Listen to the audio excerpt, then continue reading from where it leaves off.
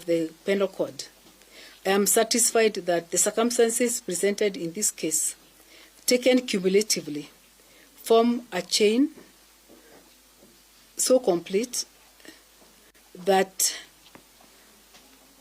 there is no escape from the conclusion that the accused persons, jointly with others not before the court, committed the offense charged.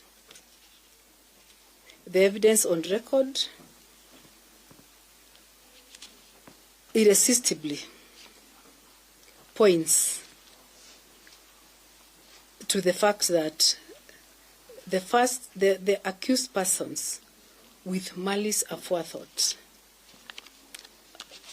unlawfully caused the death of Sharon at the material time.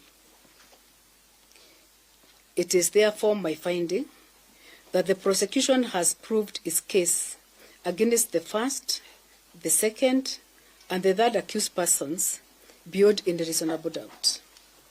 I consequently find each accused person guilty of the offense of murder, contrary to Section 203 of the Penal Code, as charged in Count 1.